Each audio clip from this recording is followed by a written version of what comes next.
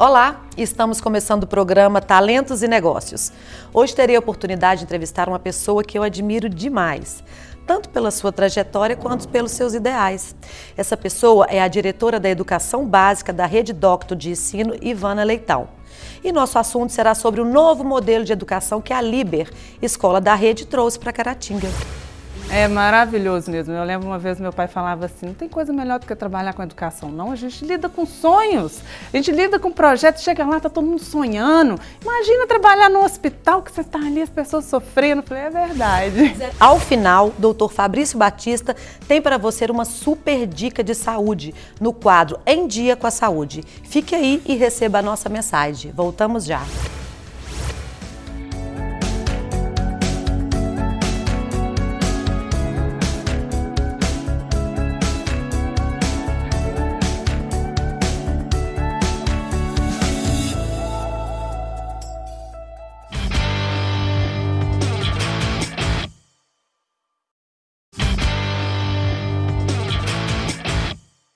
Estamos de volta com Talentos e Negócios e hoje falaremos sobre um novo modelo de educação e seus desafios. E para falar conosco, recebemos Ivana Leitão, diretora da Educação Básica da Rede Docto de Ensino. Olá, Ivana. Olá, Bel. É um prazer tão grande tê-la aqui, fico muito feliz, prazer, né, por todos os motivos que você sabe. Gente, eu quero falar para vocês primeiro, a Ivana... ela tem uma história com Caratinga, a Ivana é de Caratinga, para quem não conhece. A Ivana vem de uma família de educadores, que é a família Leitão, ela é filha do Cláudio e da Jane, e neta do seu Uriel e da dona Mariana. Isso mesmo. Fala mais um pouquinho disso aí, da sua vida, da sua trajetória, para as pessoas entenderem o seu papel. Sim. Então, sou de Caratinga, na verdade nasci em Belo Horizonte, mas a gente veio para cá logo pequeno, né? E a gente acaba achando que de né? Caratinga, não tem jeito. E aqui fiquei minha infância toda, fiz faculdade, estudei na FIC, nós fomos... Colegas você foi de minha faculdade. veterana Sim. lá da comunicação. E depois eu passei um tempo fora, estudei na Inglaterra, passei uns 2 anos lá, fiz um mestrado em Ciências Sociais, voltei. E aí que eu entrei e mergulhei na educação na Docto, né? Falo assim, nasci no berço de educadores, ali fiquei e estou até hoje. Ah, mas é um caminho maravilhoso, né? Um caminho que a gente ajuda a construção, né? Das pessoas, do país. É maravilhoso mesmo. Eu lembro uma vez meu pai falava assim, não tem coisa melhor do que trabalhar com educação, não. A gente lida com sonhos, a gente lida com projetos, chega lá, tá todo mundo sonhando. Imagina trabalhar no hospital que você tá ali, as pessoas sofrendo. Eu falei, é verdade. Pois é, tem que ter gente para tudo. Né? Tem que ter gente para cuidar dos doentes, tem que ter gente para ensinar, tem que ter gente para cuidar da beleza dos animais. Graças a Deus a gente tem essa diversidade, né? É verdade. Mas e aí, Doctum, como é que foi essa coisa de você voltar para Caratinga, né? E com novidade? Isso, estou voltando para Caratinga. Na verdade, depois de um longo passeio, né? Eu vim para Caratinga nessa época, logo depois da Inglaterra, eu dei aula nos cursos aqui de Ciências Contábeis e Comunicação, na época, Serviço Social. Depois fui para a parte da gestão na rede. Eu fiquei um tempo em Juiz de Fora, na diretoria regional da Zona da Mata, cuidando ali de Juiz de Fora, Cataguases, Leopoldina. Depois eu fui para o Espírito Santo, quando a gente fez a incorporação lá do IBEV, do Instituto Batista, que era a FABAV e o Colégio Americano. E depois fui para a diretoria de planejamento estratégico e eu falo que foi nesse momento, talvez, que eu realmente tenha me despertado para a educação básica. A Docto está aí há 20 anos, né, fazendo seu trabalho de educação muito focado no ensino superior. E depois que a gente foi fazendo essas incorporações, embora a gente tenha nascido da educação básica, né, meu avô começa aqui em Caratinga com o ginásio, o Colégio Caratinga, mas a Docto mesmo ela foi se expandindo pelo ensino superior. E quando a gente pegou o IBEV, principalmente, que tinha o Colégio Americano, que era um colégio centenário no Espírito Santo, isso sempre ficava batendo na nossa porta. E aí, o que é que vocês vão fazer com os colégios, né? Porque os colégios eram um mosaico de histórias, de projetos, e a gente, enquanto rede, a gente não tinha um direcionamento forte. E na diretoria de planejamento estratégico, nós começamos um trabalho sobre inovação pedagógica para o ensino superior, fazendo uma discussão muito em torno de como o processo de aprendizagem, o processo educativo, ele precisava romper com alguns tradicionalismos. Então a gente falava do modelo, do formato da sala de aula, das metodologias ativas. A gente falava muito assim que a revolução ela tinha que ser pedagógica, a gente tinha que mudar a maneira de ensinar e a maneira de aprender. Nós estamos bem atrasados, né, quanto ao primeiro mundo, outros lugares que têm essa atenção, né, Ivana? O mundo mudou muito, né, Bel? Assim, o Não, que a gente principalmente vê nos últimos de 10 anos, principalmente, é lógico que com o advento, né, da internet mudou muito mais antes, mas agora está dominado, mudou. Né, pela tecnologia, a mudança de pouco tempo para cá, foi né, muito é assustador às vezes, né? Mas, e foi aí que a gente falou assim, olha, de fato não cabe mais uma sala de aula enfileirada, com carteiras, com o professor na frente, dando aquela aula expositiva, despejando conteúdo e aquela passividade dos alunos. E é aí que a gente rompe completamente e tenta vir, né, com essa reflexão em torno das inovações pedagógicas. A gente já vinha fazendo isso no ensino superior. E de uns 3 anos para cá foi quando eu assumi a diretoria de educação básica. Acho que eu falo que é muito influenciado pela maternidade também, Sim, né? Porque depois que eu tive os meninos... Que a gente vê como que é necessária a educação básica, é a base de tudo, né? E o processo de você aprendizado... fazer uma faculdade boa, que você realmente aproveite tudo, você tem que ter uma base. Exatamente. Né? E é um processo de aprendizado que ele é impressionante, assim, a criança, né, assim, a primeira infância, então, que você aprende nessa fase... Ela tá limpa para você nunca desenhar, mais né? na sua vida você consegue ter um nível de aprendizado, assim, tão acelerado, né? Você aprende a andar, a falar... Né, escrever, socializar, tudo. E ler em 6, 7 anos, né? Verdade. Então é impressionante. E aí a gente começou com essa história da educação básica, assim, esse olhar, então a rede, a Docto como um todo, decide definitivamente ter um olhar mais estratégico para a educação básica na rede. E aí a gente fala, não, mas espera aí, a gente tem que ter um projeto que tenha a nossa cara, a nossa identidade, um projeto que a gente acredite, um projeto que a gente traga a nossa marca. E aí de 3 anos para cá a gente juntamos um grupo de pesquisadores e pensadores da educação. A gente trouxe a Monique, que é uma doutora, que ela foi, né, fez doutorado em Portugal. Tem o Rafael, que compõe essa equipe também. O Rafael, ele tem uma escola em Contagem que ganhou o prêmio de melhor projeto de educação infantil pela Unesco. Então, a gente trouxe esse grupo... Juntou um grupo bacana para nascer... pesado.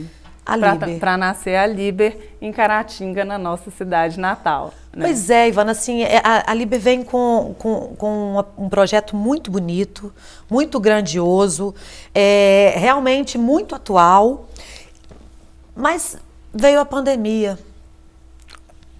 E aí deve ter dado uma barrada nisso tudo. Porque a gente vê que as crianças que estudaram online tiveram muita dificuldade. Mas como a escola, a Liber, viu isso? Como é que vocês trataram esse momento? Como vocês vêm tratando, eu falo né? que foi um dos maiores desafios que eu já enfrentei profissionalmente. Tenho certeza. Porque não foi fácil, não. Ainda mais porque a proposta da Liber em si, ela é uma proposta onde ela valoriza muito a experiência, a vivência, o estar fora da sala, né, a interação, fazer aqueles processos colaborativos, criativos. Então, né, aquela coisa de ter uma aula de história na praça, de poder participar da vida pública. Então, é uma escola que a gente preza por esse dinamismo e, de repente, está todo mundo parado dentro de casa, né? E a gente tem que reaprender. E tem que reaprender, tem que reinventar. Agora, Bel, foi uma coisa assim, que eu falo que foi impressionante. Eu acho que tem uma questão também da força da rede, né? Assim, a Docton hoje... ela tem uma força muito grande nas suas atividades operacionais. Então, a gente conta com equipes, né, muito especializadas. Então, tem toda a equipe de tecnologia que foi assim, fundamental nesse momento. E eu te falo que foi algo impressionante que a gente conseguiu fazer no fato de realmente disponibilizar as aulas online. Porque em uma semana a gente colocou a escola para rodar. Enquanto, assim, muitas escolas patinaram, no Espírito Santo, a própria Secretaria de Educação nos ligou, reconhecendo, falando assim, vocês foram a primeira escola, né, do Espírito Santo a colocar, o que vocês fizeram e tal. Então, e tem uma série de fatores. Primeiro que já tinha essa questão da chancela da Google, né, que a gente é a única escola em Caratinga a ter esse credenciamento, essa chancela da Google for Education, então isso nos ajudou muito. Então já usamos, já entramos, né, na plataforma do Google Classroom, já estava todo mundo familiarizado com aquela plataforma.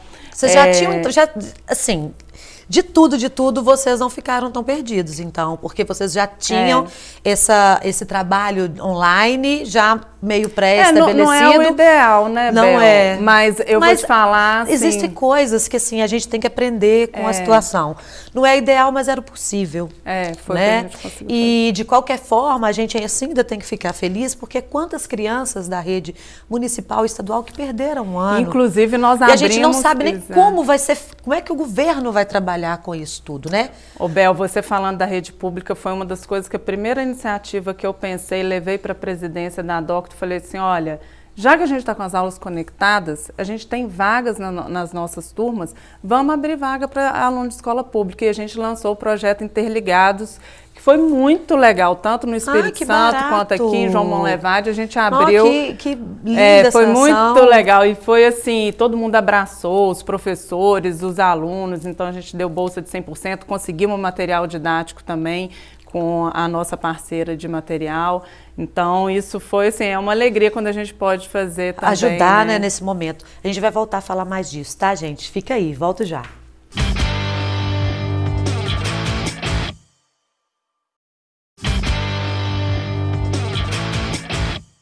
Para você que chegou agora, o bate-papo de hoje é com a educadora Ivana Leitão.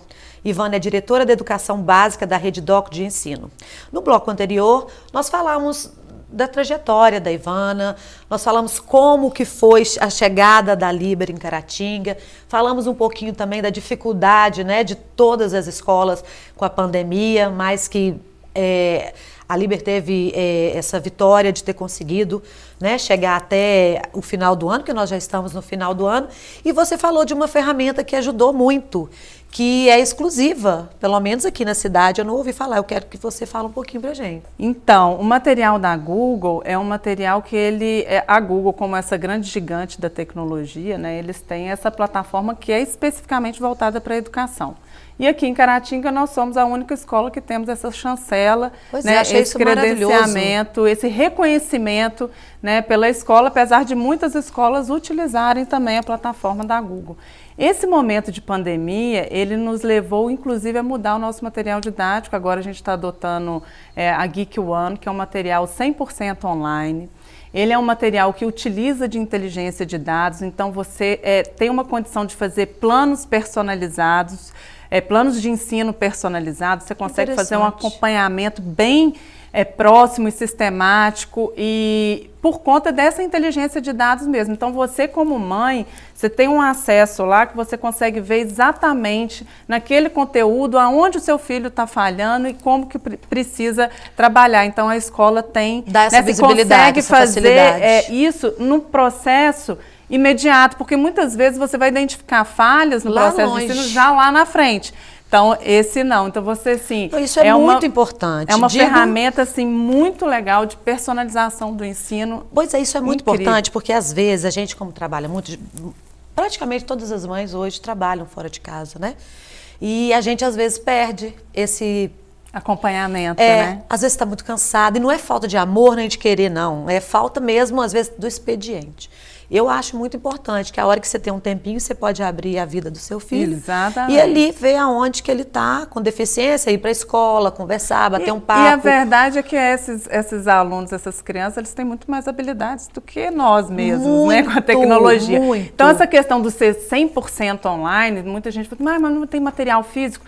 Não tem material físico, mas o aluno, no momento que ele adquire, né, o material, ele leva para casa um Chromebook. Então, a escola, né, com o material, o aluno tem acesso, tem esse Chromebook à disposição dele. E ali vai estar todo o conteúdo, todo o trabalho. Então, o aluno que está na Liber, ele tem esse material. A partir do Fundamental 2. Isso. Ivana, então agora com essa modificação toda, para as pessoas entenderem o que é a Liber, para que ela veio...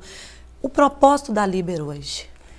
Então, a gente traz como missão formar crianças e jovens capazes de cuidar de si, do outro e do mundo, né? Isso é que permeia o nosso projeto, é o Eu, o Outro e o Mundo, muito ancorado na questão da cultura maker, do fazer, do aprender fazendo, do colocar em prática o que você aprende, de dar sentido, ao mesmo tempo exercitar a empatia, a cidadania, né? Então, sim, são princípios que são muito fortes para nós. E aí, se você me perguntar quais são os diferenciais, né? Assim, a gente traz aí uma cartela de diferenciais. Então, assim, a cultura maker, ela é muito forte porque ela traz, uma metodologia, né? A gente fala, então, isso exige muito uma formação de professores, porque muitas vezes, Bel, as escolas adotam algumas questões que trazem a sensação de inovação, mas a inovação mesmo está em você conseguir mudar o mindset da escola, né? Sair realmente do quatro paredes, do tradicionalismo. Então, isso é um processo, não é tão fácil. Sim. Então, a formação de professores... Sair do tradicional é difícil, é como você mudar de hábito. É muito difícil. E eu lembro, né, quando criança, que eu estudava em escola, que eu era barrada na porta porque minha meia não era branca. Sabe, assim... Tinha então, tem isso mesmo. Aí a questão da disciplina. Sim, é possível trabalhar a disciplina e a disciplina com a colaboração do próprio aluno, dele mesmo perceber o quanto é importante a disciplina, o respeito à empatia, o respeito às diferenças. Mas sabe que eu acho que a partir desse momento, os meninos ficam muito assim, sem muita interatividade, justamente para a aula ser maçante, ser esse modelo antigo. Exatamente. Quando você tem uma novidade, eu acho que é mais fácil para interar, quando você tem coisas para fazer e não ficar só recebendo. Coloca eles para participarem do processo, né? Porque o conhecimento é construído. Então, o que muda, na verdade, é o próprio papel do professor, que o professor, ele é um mediador, ele está ali para poder ajudar, né, os alunos a construírem o caminho do conhecimento. Né? E aí a Liber traz algumas inovações. A gente tem a questão da robótica, que, né, faz parte aí da metodologia STEAM, né, de pensar e trazer a matemática junto o que ajuda demais a exercitar, né, o raciocínio. Né? Então, a questão do letramento digital, que é fundamental que os alunos, as crianças e adolescentes, eles saibam interagir com esse mundo digital de uma forma mais consciente, né? Ética. Então, assim, não só como um usuário, mas alguém que também é capaz de produzir e interagir com a tecnologia. Até porque esse é o caminho, né? Quantas profissões vão deixar de existir justamente por causa da tecnologia, né, e da internet. Então, eu acho assim, fundamental eles saberem, eles já sabem, mas dizendo no sentido de compromisso, de maturidade. Trabalhar com material que eles vão levar para a vida inteira a experiência, já no mundo atual, né? Quando você e fala outra coisa, essa questão... os livros também, né, gente? Se a gente for pensar em termos ecologicamente, ambiental, é uma coisa que a gente já podia ter acabado, que toda criança, ou quase toda criança, tem um celular, tem um notebook, tem tem algum aparelho desse, né? Então, acho que você trabalhar conectado com essa realidade que já é a deles, eu acho que a conexão, ela talvez seja mais fácil. Sim, sem dúvida. E essa questão das profissões do futuro, né? O que se fala muito é os soft skills, né? Que são as habilidades e competências necessárias para o futuro. Porque muitas, né? Eu falo assim que 60% hoje das crianças vão trabalhar em profissão que ainda nem existem, né? Sim. Então, muitas vezes a gente fica preocupado, se o nosso filho está aprendendo tal conteúdo, você vai passar no Enem ou vai não sei o quê. Não, essa é a preocupação. E tem habilidades que elas vão ser São muito inerentes mais a valorizadas. isso, não existem. Então, a capacidade de comunicar, a capacidade de interagir, de trabalhar em equipe.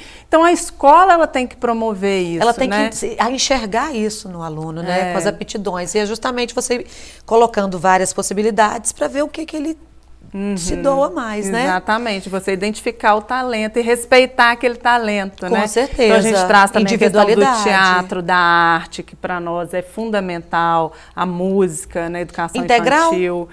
Tem opção de integral, a gente até trouxe ano passado. Entendi. Aí veio a pandemia, aí a gente esse ano não conseguiu, mas isso depende também da adesão das famílias, né? A gente tem o bilíngue que entra no curricular, né, que a gente tem o projeto bilíngue que é a partir do Fundamental 1, ele acontece todos os dias na semana, e o projeto bilíngue é interessante porque muito mais do que você promover uma fluência da língua, é você ter contato com o mundo, né, Bel? Assim, a questão do multiculturalismo, da globalização. Na verdade, a criança pega o celular, ela está no mundo. Ela já está no mundo. Já está, né? Então, tem de fazê-las entender. Eu falei que o hall ali de entrada da Liber, queria convidar todos vocês para irem lá, ele é um volta ao mundo. A gente fez o Marquinho, que é o grafiteiro, né? O Marquinho também já foi entrevistado aqui. Ah, o Marquinho, pois é. Estou te esperando lá também, hein, Marquinho, para terminar o serviço. Ele fez um volta ao mundo, que é a imagem de vários países, né? Identificação de vários países, um pouco para isso. Né, o fato da gente estar aqui no interior, Caratinga, não nos impede de estar conectado com o mundo, de saber o que está acontecendo no mundo. Aliás, a gente precisa saber.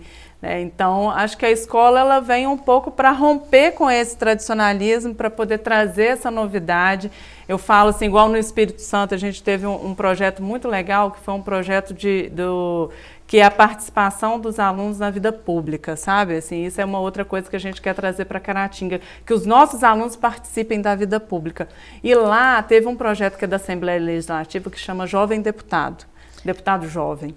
E os alunos do ensino médio levaram propostas de projeto de lei. Então, e eles conseguiram aprovar um projeto de lei de coleta de óleo, que foi impressionante, assim, muito aqui legal. E a sensação tinha o parlamento de participar. Jovem. Então, vocês têm assim, tem que vocês já têm esse caminho, porque aqui já existiu. Eu trabalhei um tempo na Câmara e existia.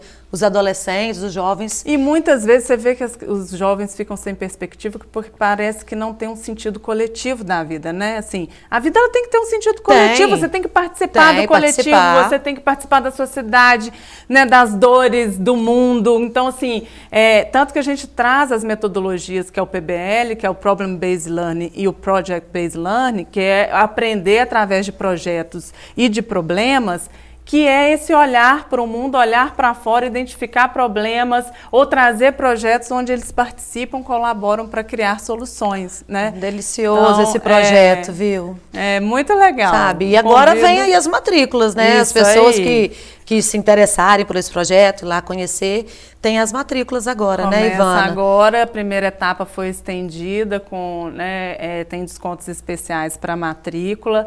Mas o meu convite aqui, Bel, é para que as famílias que tiverem interesse vá conhecer o projeto, conversar com os pedagogos, passear pela escola, entender o projeto. Tem algum telefone que você pode deixar? Temos telefone. 3322-6232, 3322-6214 e tem o celular 999850598. Isso, então, gente, quem tiver interessado em conhecer uma nova proposta para os seus filhos, né, ainda mais que a gente tem muita preocupação quanto ao futuro, essa pandemia deixou a gente muito inseguro, né? Então a gente tem que acabar procurando, já que a gente não sabe como isso vai ficar, né, uma escola que dê suporte para tudo isso, né? Ivana, foi um prazer tê-la aqui conosco, viu? Estou muito feliz, muito obrigada. Obrigada a você. Já a gente volta.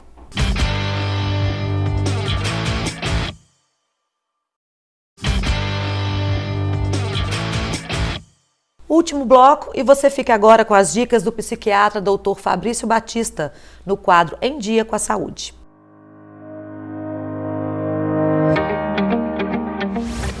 Você já ouviu falar em transtorno da personalidade borderline? O transtorno da personalidade borderline, ou transtorno de personalidade emocionalmente instável, atinge de 1 a aproximadamente 6% da população nos Estados Unidos. Surge no início da vida adulta, e os sinais e sintomas devem estar presentes em vários contextos. Em 75% dos casos, ocorre no sexo feminino.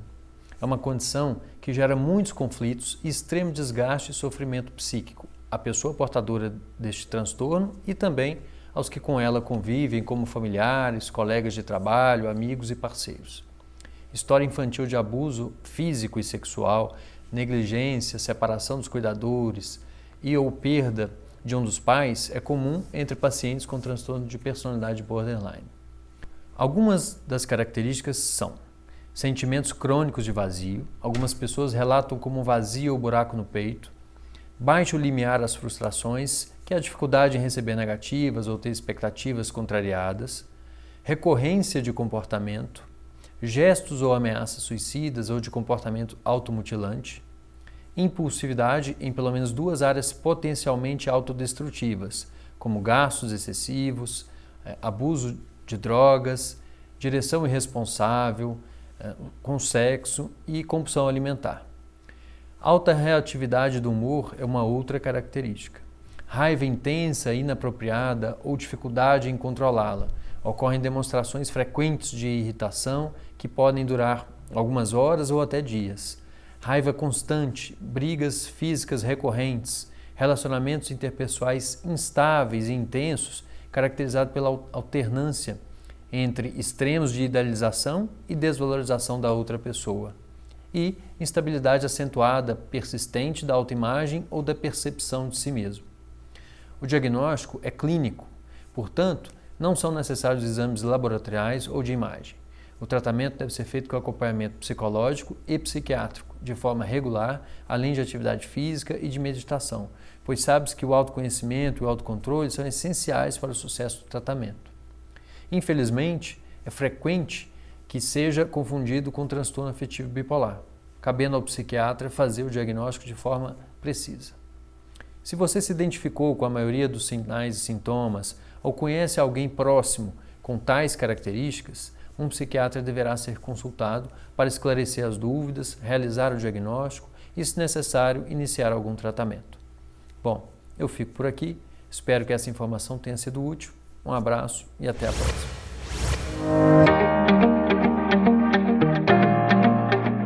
Chegamos ao final, espero que você tenha gostado e estamos chegando ao final das gravações da minha participação no Talentos e Negócios.